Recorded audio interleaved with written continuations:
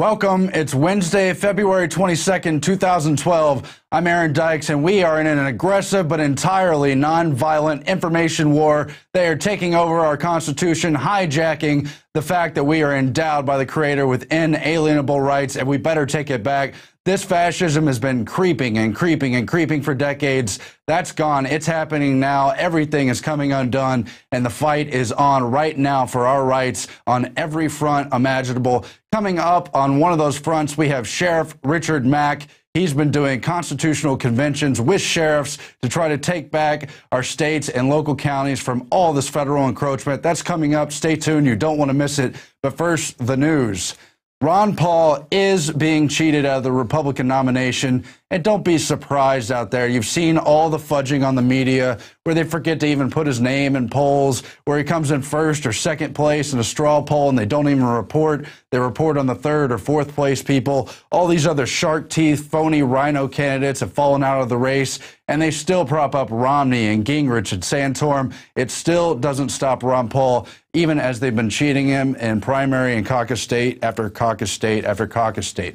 We've got a video in just a moment with Alex on the issue in depth. But of course, they've had to admit in Maine they didn't count on the votes. They accidentally reported that they weren't going to count the votes in certain counties that would have swung towards Ron Paul. And most significantly, they put off a heavily pro-Ron Paul county and district for over a week due to snow that never came.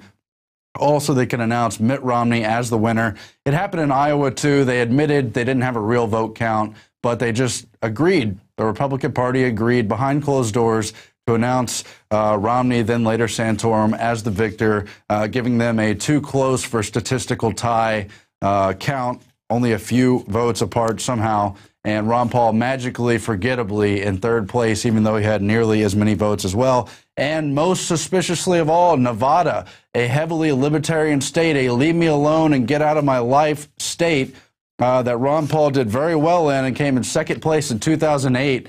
Yet in 2012, Ron Paul got barely any more votes and was nowhere to be seen as Mitt Romney somehow quote-unquote swept it. No, these are all signs of fraud. It's been taken from Ron Paul. The system is scared, and but he's not out of the race yet. Things can still happen.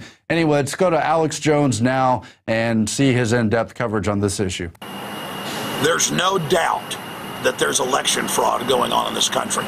There's been countless examples of it going back to Kennedy in 1960 and the fraud up in Illinois. We know about LBJ in Texas to get into Congress and fraud. We know about what happened in the 2000 election. It's been certified in Ohio that it was fraud in 2004. But now with Ron Paul, it is undoubted. He clearly won in Iowa.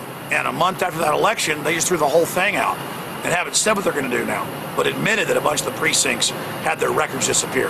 Everywhere like Ames, where he was showing 55, 60% in the polls, all those college university areas. Then we saw the incredible fraud that took place in Nevada, where Ron Paul in most polls was #1, but came out #3. And then, of course, we saw what happened in Maine. There's many other examples, but in Maine, he was polling #1 in almost every poll, some polls #2. And then he came out, of course, losing in Maine, and now he's challenged it, and so they're having to go back and say, oh, we did say that Romney had won with only a few percentage points in. And a whole bunch of counties, the counties that were college areas and others that were polling the highest, they just didn't get counted that night. That's exactly what happened in Iowa, exactly what happened in Nevada. It's exactly what's happening all over this country. And finally, Ron Paul is challenging it. Listen, Stalin said, I don't care who votes, I care who counts the votes. We have a government that lied about WMDs, a government caught stealing and lying constantly. We'd be idiots to believe known liars who've been caught engaged in fraud. We've had Diebold programmers come out and say it's a scam. We've seen so much evidence of this. But the reason we got behind Ron Paul was so we could put out the message of liberty and freedom and ending the private Federal Reserve and stopping this empire that we pay for. So he's won by running, and he's winning by illustrating how much fraud there is. But let me get into more evidence of the fact that Ron Paul is really #1. First off, they told us he couldn't win.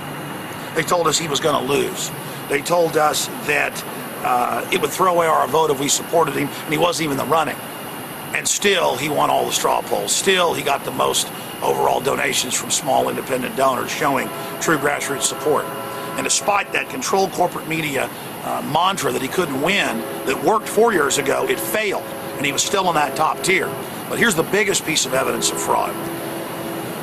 Not just the fact that he was given the least amount of time in the debates, 89 seconds in the CBS, so that when he does get coverage, it's incredibly negative. No, it's that consistently in the last year, he's gotten more money, even though we're 8 Republican candidates early on, and it still shows these numbers today with only 4 left.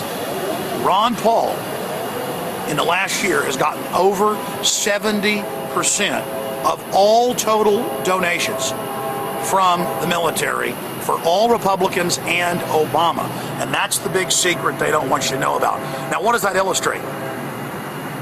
That where it's a straw poll, or where it's a scientific poll, or where it's flat-out donations, he's winning in every indicator that they haven't been able to game or corrupt yet. They can only game their electronic voting machines, or in the case of Iowa or other areas, he even wins the precincts, but then they don't report them in and say the truck got lost. There were no trucks in Iowa. They vote right there, they post the results, call it in. But they said a bunch of trucks got lost everywhere he was winning by double digits. Same thing now happened in Maine. So he's winning. And that last piece of evidence, getting all those military donations, people like Adam Kokesh and other veterans had a march. Thousands and thousands showed up with active duty. Almost no corporate whore media coverage. Again, showing they'll game things, showing they'll cover things up. In the debates, they attack him and say, you don't support the wars, you don't support the military, implying the military supports all these illegal wars, when in all the polls show they don't. Imagine if another candidate who was a warmonger had this type of military support. That's all you'd hear about. So it shows that the military is waking up, so are the police. They understand that criminals have taken over our government. And so it's a process. Even if Ron Paul doesn't win because of fraud, he is America's real president. And it shows that the ideas of sovereignty and anti-globalism and true freedom worldwide, 1776 worldwide, is the answer. Now, I'm on the road traveling to Orlando to speak this next Sunday. I'll be doing reports for the nightly news. I'll be doing my radio show live from the road every day at 11 a.m. Central, 12 noon Eastern. But when I get back, I'm going to compile a huge report with all the evidence of fraud, with all the graphs and numbers to show this to you and break it down. But you've all seen it for yourself. But get the word out. We know that there's massive election fraud. We know the black boxes are kicking in. We know the scams are taking place. And our entire process of being a constitutional republic and the people being able to vote is in deep trouble. But look, Congress has a 9% approval rating for 2 years running now, lowest in history. And it's only going to get lower. Of course it's fraud. Most people are awake and angry, but still, the corporate welfare, the wars, the corruption, the gun grabbing, the fast and furious, all of it, the socialist health care, it only gets worse regardless of what we do, because the fix is in many areas. They don't have these machines in everywhere. And where they don't, they just don't count the caucus votes. They've got their people in everywhere. And everywhere libertarians and constitutionalists try to run locally, the feds, minions are there trying to block them. But more and more they're failing in the case of Rand Paul and others. That's why you've got to run for local office. You've got to be a watchdog. You've got to take over the bureaucracy yourself so that more and more we can expose what they're doing. So look how far we've grown. Ron Paul 10 years ago couldn't get one co-sponsored off the Fed. Passed the House last year, killed in the Senate. He's almost got the votes again this year. The idea is out. The liberty is there. That's why top globalist Brzezinski says the elite has never been in this much trouble. All right, I'm Alex Jones reporting for INFOWARS.com. Please get this video out to everybody, because knowing is half the battle. Being aware of what they're doing is half the battle, and getting out of our denial and saying no and waking up. Here's the evidence. You've seen it. Now the rest is up to you. Get out there and expose what's happening. And of course, we all know why they would cheat Ron Paul out of the nomination, the constitutional congressman who they said is on a quixotic bid, who couldn't win. And even as he wins, they just keep turning the cameras away, ignoring him, looking to all other issues. It's because he deals with things like the Federal Reserve. And so what is up with the Federal Reserve lately as they approach the end of their 100-year charter, as somehow they're going to sell us on 100 more years of their pure tyranny? Well, the Fed is writing sweeping rules from behind closed doors. That is a headline in the Wall Street Journal, and they report that the Federal Reserve has operated almost entirely behind closed doors as it rewrites the rule book governing the U.S. financial system.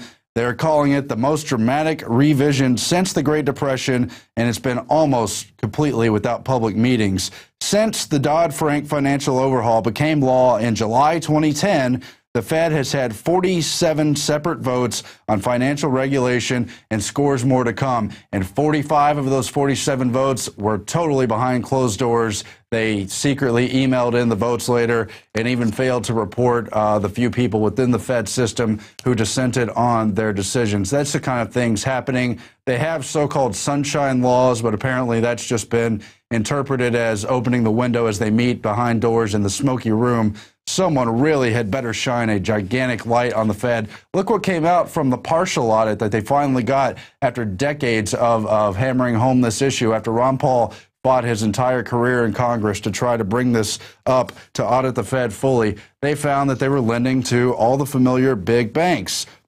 And so what are the decisions they're making behind closed doors in these 47 mostly secret meetings? Well, they're meeting on how much capital a bank must hold, what kind of trading banks can engage in, what kind of fees banks can charge on debit card transactions, all the kind of crazy stuff. And they've got a chart here on the Volcker Rule, which is a really dumbed down version under the Dodd-Frank bill, which was made to appear as though they're reining in the banks when really they're not.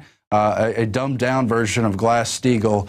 Glass-Steagall, of course, the rule that prevented banks that held just general, regular money from speculating and investing and going crazy on that derivatives market. The other set of meetings were all on derivatives. And who had the most meetings in both cases? It was J.P. Morgan Chase, Bank of America, Deutsche Bank, and Goldman Sachs, of course, up there as well, along with the other familiars, Barclays and Morgan Stanley.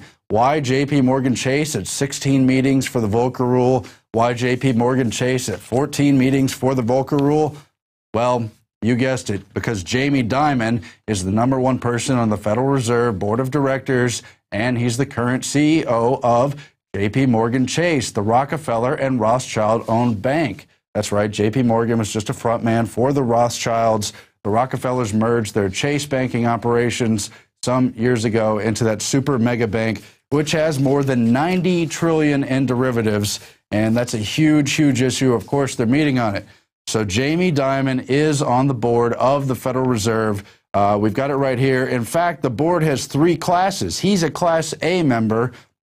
Other vultures in that class of board of directors include Richard L. Carrion. No, I'm not making up the name. He's carrion eater, a little vulture. And then they have people represented to represent the public, elected and appointed to represent the public. People like the chairman of Macy's and other big institutions, Silver Lake, the big tech institution. So why was J.P. Morgan Chase at all these meetings? Because anytime Jamie Dimon shows up, he represents both of them. They meet in private. The Rothschilds and Rockefellers set up the Federal Reserve, and they have controlling shares in it, along with other big bankers. How disgusting is that? And how important is it that we bring true accountability to the Fed and move to shut it down? Just another reason to support Ron Paul, because no one else is even close on that issue. Not even close. Meanwhile,